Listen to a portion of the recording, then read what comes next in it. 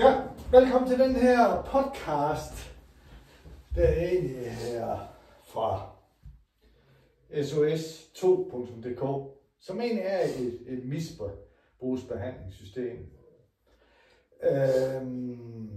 Og snakker vi selvfølgelig til folk, der hører og ser det her. Jeg hedder Carlo Nemborg. Jeg er uddannet for det første psykoterapeut for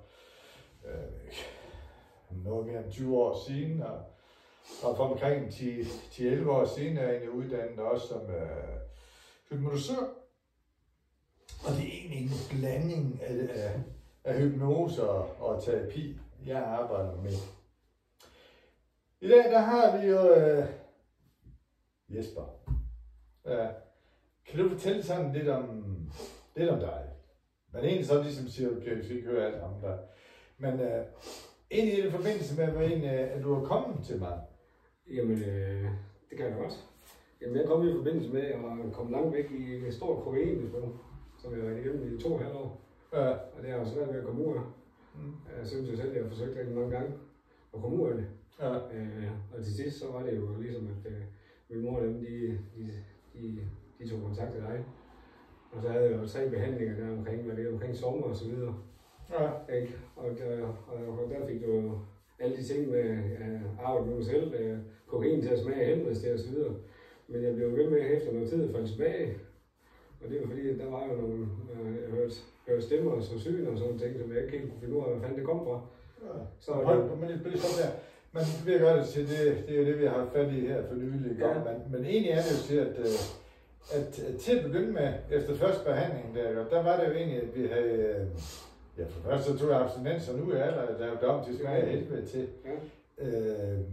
Men jeg kan huske, dengang jeg mødte dig anden gang, der var det sådan, ja, det var lidt overraskende for mig også, at sige, hvor vildt det egentlig havde været for dig, bare den der 14 dage, der var gået der. Ja, for helvede. Især det der med abstinenserne der, folk de siger jo det med, er det blevet fjernet? Altså før jeg var nede med dig, med en af de cykler, jeg kraftede op og ned, altså så snart jeg bare havde en dag, hvor jeg ikke havde taget noget. Ja. Men efter jeg var nede med dig, så var det meget nemmere at håndtere. Så var det som om, du ikke havde det der. Men det ændrer jo ikke på, at jeg blev ved med at falde i, men det er jo nogle andre årsager. Ja, men det skete først senere.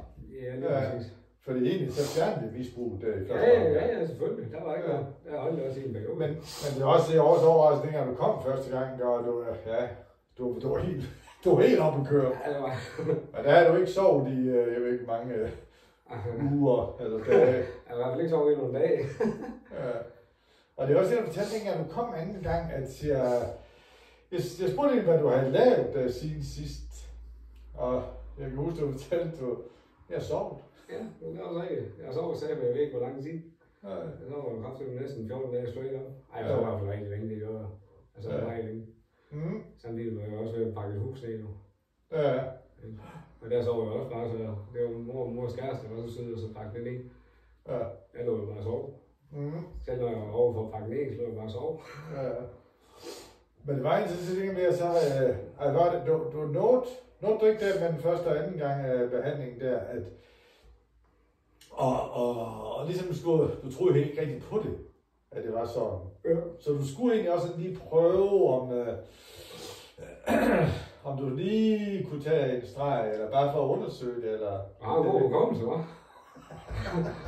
Ja, men det var egentlig også fordi, at det var den virkning, du fortalte om, det var det, der egentlig... det gjorde, nå ja, okay. Ja, det var godt huske, det var. Ja. Det var lidt vildt langt, det så jeg sgu ikke. Men jo, det er ikke. Jeg har en god hukommelse. Ja, det må jeg sige. men det var jo sådan set, det sagde der ikke skid. Nej.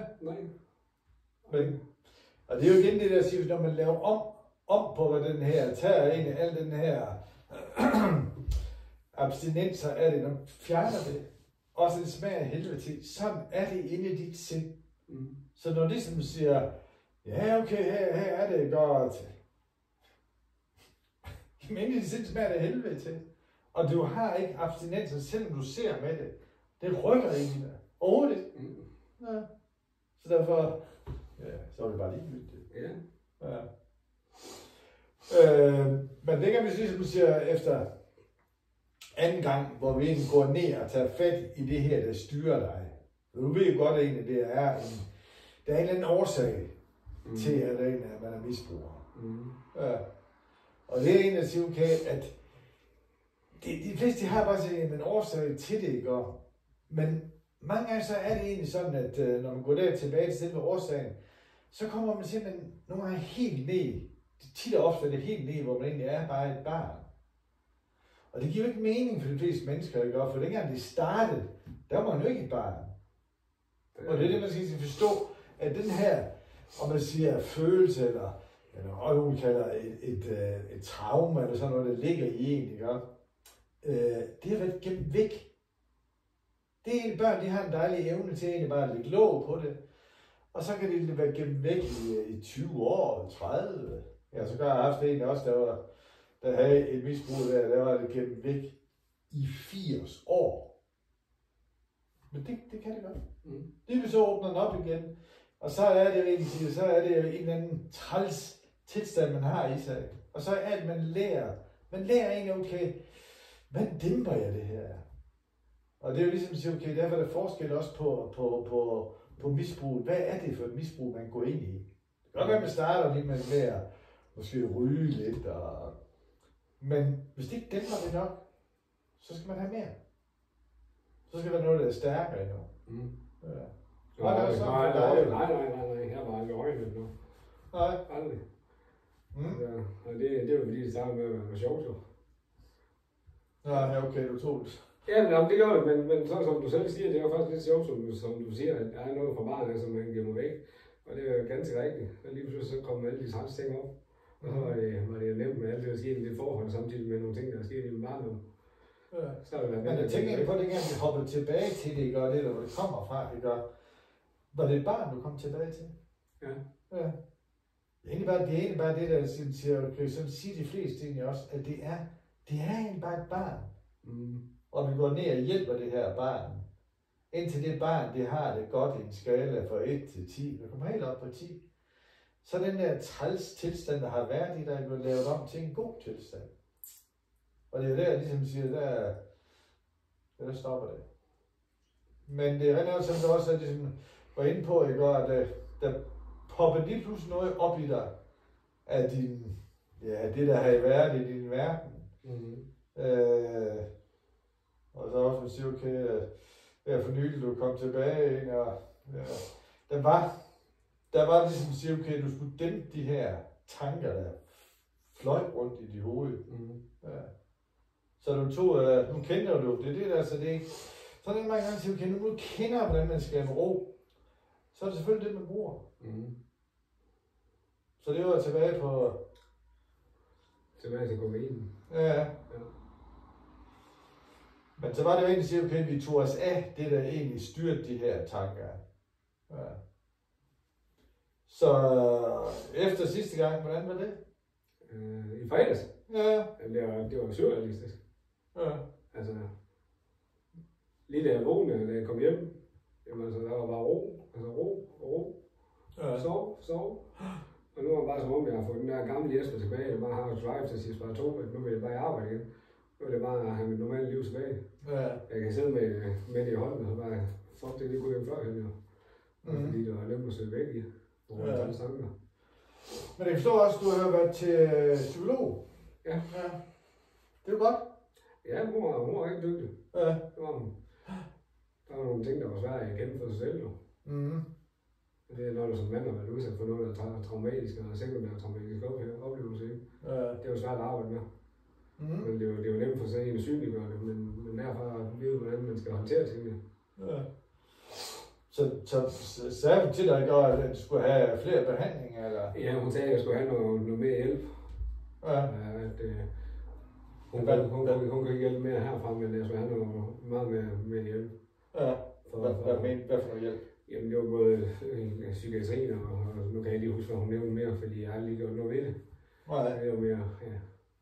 Okay. Men nu er jo noget verdensmænd lige efter det, ikke? Ja, men det er også det der, at selvfølgelig skal man have løst det der er forstyrrende del af det. Og det er jo ikke det, jeg gør. Men det er også okay, når du egentlig har været den her misbrugsbehandling, eller afhængighedsbehandling, gør, så har du lært den her metode at arbejde på. Så du skal ikke starte forfra, fordi der er et andet problem. Og det er der bare derfor, at sige, okay, sidste gang, da jeg fredags, der, så hopper du bare. Nej, hvor det kommer fra. Hvad det egentlig er for et problem, der egentlig styrer dig, styrer de her tanker. Og så laver vi op på det. Ja. Men det er faktisk lidt sjovt. Altså, jeg ønsker lige at holde tilbage til sidst, men når man snakker om mange gange, så er noget tilbage i barndommen, ikke? Men der er jo også noget som der ikke er mange, der har vist jo. At det faktisk er der er sket en træls eller nogle træls oplevelser. Ja. Og det er noget, jeg holdt for mig selv indtil for, det vil være 1,5 år siden, ikke? Ja. Ja. Men det er jo det der med, at det er jo det der fordel med egentlig at bruge hypnose, ikke? For det er egentlig siger, at vi har en underbevidsthed, der husker alt. Ja. Så den er okay, når vi skal tilbage til, hvor tingene kommer fra, så er den ikke i tvivl om, hvor man skal hen. For når du snakker med den her psykolog, som ikke rigtig ligesom kunne komme længere i det her. Men det er også, det er jo en rigtig god idé at få det synliggjort. Hvad er det egentlig, der forstyrrer dig?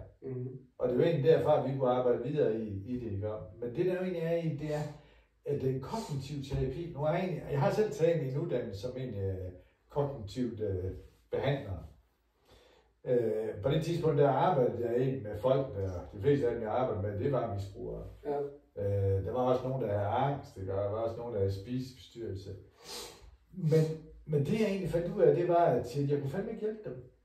Der var nogle enkelte ting, jeg kunne hjælpe med, til ligesom at få lidt styr på tingene, ikke? Men det kunne ned og behandle det. Og i mange gange, så er det jo en kognitiv terapi, gør egentlig, at man får nogle redskaber til at dæmpe tingene. Men det fjerner dig ikke. Så skal man arbejde med det hele livet med at dæmpe tingene. Men når man går ned og går i selve årsagen og laver om på den årsag, så forsvinder det. Og så forsvinder det egentlig for altid. Ja. Men det er for nogle mennesker, når man arbejder kognitivt med det, så er det lidt vildt, at man bare kan gøre det. Ja, det er også vildt. Det var meget vildt. Ja, men det er jo på en positiv måde. Jo, for helvede. Jo, helt. Ja. Jeg kan godt huske, det var det anden gang, du kom der, det var helt, det var bandet og svovl og alt muligt, det var simpelthen, det var for mig. Ja, men det er også mærkeligt, bare vågen ikke, og så begynder at sætte grader, som en lille dreng, jo. Der er mange ting, der har været vildt med det. Ja. Men alligevel siger vildt, ikke? Så er det jo ikke, så har selve behandlingen jo ikke gjort, at du har været fuldstændig smadret af det, ikke? Og det vi arbejder med. Overhovedet. Tværtimod, så er det ligesom siger, der er ikke nogen tanker, når man er under hypnose. Og det betyder egentlig, at vi kan arbejde noget, der er vildt. Og der er ingen tanker til stede i det, ikke? Og så er det jo også sådan, at nu siger jeg heldigvis lige det her mellem os, ikke? Og så tænker vi, shit man, er en tam, ikke? Eller er en sulten, ikke? Eller hvordan kan vi flygte herfra? Men når man ikke tænker, så er det bare en tiger. Og det er det gør, at selve de der traumer eller dilemmaer, der ligger i en, ikke? Og de reagerer ikke. Fordi man tænker ikke. Og det er derfor, man skal forstå, at sige, okay, når man laver det her, så er du ikke fuldstændig ødelagt over det, eller helt vildt påvirket. Nej, slet ikke. Nej. Altså, du er også til stede, jo. Ja. Altså, du hører alt. Ja. Men du tænker bare ikke. Nej, der er slukket. Ja, men det er det, der gør egentlig, at det er den humane måde at arbejde med det på, er, at man ikke tænker. Fordi så hvis man begynder at tænke på det, så accelererer det. Og det er ikke rart, nu siger bare sådan en tiger, der hvordan tanker de kan ræse afsted. Nej, men det er også det, der er sjovt, ikke? Altså, når man siger det med tanker, ikke? Bare det, jeg kommer hjem med det nu. Hvis jeg prøver på at tænke på nogle af de dårligdomme der, som man snakker om, ikke fra barn eller fra det, jeg kommer fra. Jamen altså, jeg kan ikke se det i billeder, jeg kan ikke tænke sådan, altså, jeg kan ikke bruge en tanke på det. Jeg kan godt snakke om det, men det er ikke sådan, at jeg ser det i billeder lige nu. Altså, det gjorde jeg før, jeg ikke bruger også på grund af ADHD og så videre, ikke? Så det er jo ikke sådan, at jeg lige sidder og ser billeder eller noget, det er ikke sådan, altså jeg kan godt sidde og snakke om, uden det påvirker mig. Jamen, så oplever jeg det hele i billeder, ikke? Og så snakker jeg, og jamen, så tankerne, de kører jo bare. Ja, det gør de sgu ikke længere. Så det er sådan lidt surrealistisk. Så er der også kommet ligesom ro på din ADHD? Ja, der kommer meget ro på lige nu i hvert fald. Ja. Altså, det er helt vildt. Ja. Jeg er træt om aftenen. Det var jeg ikke før, at der tankerne, de kørte bare afsted, du ved. Ja. Okay. Så der kom sådan en naturlighed i din krop og dit hoved. Meget. Ja. Meget. Det er da fedt. Det er noget, man skal vente til. Ja, hvis det ikke være sådan lang tid. Ja. Ja. Okay. Mm. Men nu her, så er det tilbage til et almindeligt liv. Det håber jeg da. Det er i hvert fald det, jeg satser på. Ja. Jeg er gerne i gang med at arbejde igen. Ja. Nu er bare... Men du var da kommet i gang, dengang efter vi har lavet det her træbehandling, eller du var der egentlig i arbejde, eller kom du der i arbejde? Ja, jeg var i arbejde ude på Siemens. Ja. Hvor lang tid fungerede det? Jeg tror, det fungerede cirka et halvt år eller sådan noget, men jeg blev vendt tilbage til mange af de ting, på grund af tankerne, de fløj jo med alt det, jeg har været igennem. Ja. Og så det kunne jeg ikke håndtere. Ja. Så i stedet for at være, som du selv siger, en dårlig smag i forhold til tankerne, smagen den var jo ikke så lang tid, så var det nemt bare lige at sætte hygge og komme væk i alt det der, ikke også, og gå tilbage til dårlige vaner. Ja. Nu har jeg haft succes, jeg har lavet 17-18 år, ikke? Altså lige pludselig kom der meget nederlag i 2 år, så det var nemt lige at vende tilbage til det, også fordi du ikke kunne håndtere det. Jeg kunne ikke håndtere de ting der. Og fordi at, når du har været udsat for sådan ting, så det blev kæmpe pres på mig selv. Ja. Det var træls, men jeg var ærlig over for Siemens og fortalte, hvad fanden det var. Jeg tror bare, jeg var længere end det, jeg var. Så det gjorde også ondt, dengang jeg skulle stoppe derude. Ja. Det gjorde rigtig ondt. Men altså... Du sagde ting, som det var? Ja, selvfølgelig. Ja. Jeg har gjort alle steder. Jeg har gjort det i jobformidlingen. Jeg har gjort alt. For hvis ikke jeg siger, hvordan det er, så kan jeg jo ikke få noget hjælp. Eller få nogen, der lytter til. Men du skal også skamme sig lidt over, at siger... Eller... Ja, hvis jeg skulle skamme mig over det, jeg skammer mig nok over, hvordan jeg har gjort ved mig selv. Men jeg skammer mig fandme ikke over at være ærlig. Langt fra. Hvis jeg skammer mig over at være ærlig, så er jeg ikke mig selv med. Altså, jeg har jo ikke grund til at foregive en historie, om det ikke er. Nej. Men det... Ærligheden er den nemmeste. Men ærligheden kan jo også være, at... Ærligheden, det gør ondt. Jamen, det gør den. Men ærligheden, det er det eneste, man kan arbejde ud fra. Ja. Hvis jeg skal sætte liv, så lever du over for mig selv også. Ja. Og det gider jeg ikke. Jeg gider ikke bruge mit liv på det ord der. Ja. Så jeg har også selv delt folk ind på Facebook, hvor jeg også lavet lange skrive. Altså, jeg gider ikke, jeg lægger ikke fingre mellem låg. Jeg er ærlig, så folk kan vælge. Det er den eneste måde, jeg kan få hjælp og støtte på. Men det er også lidt okay til, lidt sådan, så er det også lidt okay, som du sagde til mig efter anden behandling, om at vi snakker om, må jeg optage det her? Selvfølgelig. Ja, det var jeg også til spurgt dengang, hvor jeg optog det her. Du sagde også til mig, at du kan bruge det alle steder. Ja. Og det har vi egentlig også snakket om, okay, nu ser vi laver det her, og det er egentlig penge, fordi du har sagt til os, at det er ok, at vi egentlig lægger det ud offentligt. Selvfølgelig. Ja. Så jeg vil stå inden for det. Jeg vil stå inden for alt, hvad jeg har været med i, hvem jeg er. Så selvfølgelig. Og jeg ved, som du siger, om det er meget internt, jamen om det så er Einstein, om du lægger op på YouTube, så er det ok med mig. Ja. Og det er fordi, at jeg har mig selv med, og jeg lyver ikke om noget eller noget. Så for mig er det kun en redskab, også til andre folk, de kan sige, okay, der er sgu noget, der virker.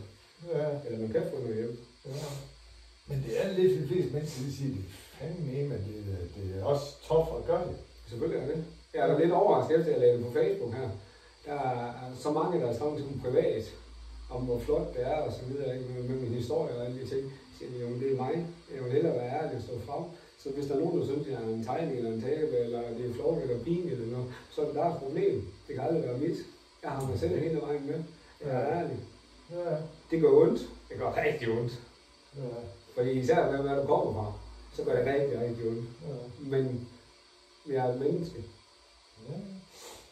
Men det er også, jeg kan godt forstå, at folk, der ikke forstår, hvad egentlig en afhængighed er for noget, altså de ryster bare på hovedet af, altså taler sammen. Præcis. Jeg gør, og alt hvad andet, de kan finde på at sige.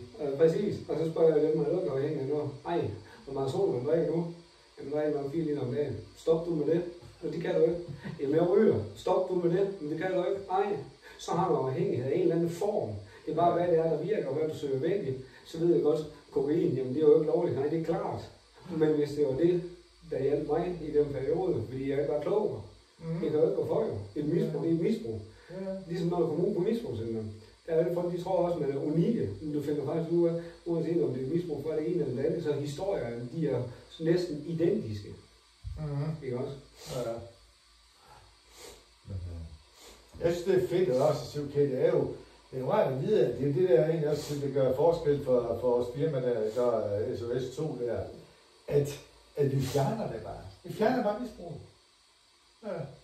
Jeg har fået så meget skæld ud for at sige det, fordi det er, sådan kan man ikke sige til mennesker, der ligger ned, at man bare kan gøre det på 3 behandlinger, eller 3 til 4 behandlinger, siger jeg gør, fordi der kan godt være noget, ja, som sagt også for dig, der ligesom lukker op for nogle andre ting, men når det nu er sådan, så ligesom skal man ikke sige, at det er sådan.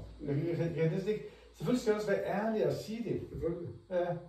Men det er jo ikke anderledes end dem, der går til kiropraktor for at få hjælp til deres, hvad hedder sådan noget, høflighed og allergi og alt det der, så virker det jo ikke. Mm-hmm. Altså, det virker jo. Men for mig er det lidt også okay, at det her, at jeg virkelig har sådan en lyst til at ligesom springe ud med det her, jeg gør, fordi at jeg har hørt, også gennem 30 år at arbejde med misbrugere, jeg gør, at de falder tilbage, og de falder tilbage, og de falder tilbage. Ikke? Det er jo klart, det er jo mange, der gør det. Det gør jeg også selv, men der var nogle ting, jeg ikke var klar over. Og det er også det, vi snakker om, at vi arbejder med. Men det er jo så misbrugsbehandlingssystemet næsten kører, ikke? At jeg tilbagefald hele tiden. Mm. Ja. Men det er det ikke, der laver det her på den måde. Mm. Det er i hvert fald meget klogere og bevidst om en hel masse ting. Ja. Og bare lige med at fjerne tankerne. Mm. Det var vildt. Ja. Jeg tænker egentlig, at okay, at folk de skal have lov til at stille en masse spørgsmål til det her, ikke? Også, som jeg vil gerne besvare. Jeg ved også, du vil gerne også fortælle om, hvis der er nogen, der er nysgerrige på tingene. Ikke? De kan få lov at spørge om alt, og jeg svarer på alt. Ja. Men det kan de. Ja. Ja. Når det er inden for emnet. Selvfølgelig. Ja. Selvfølgelig.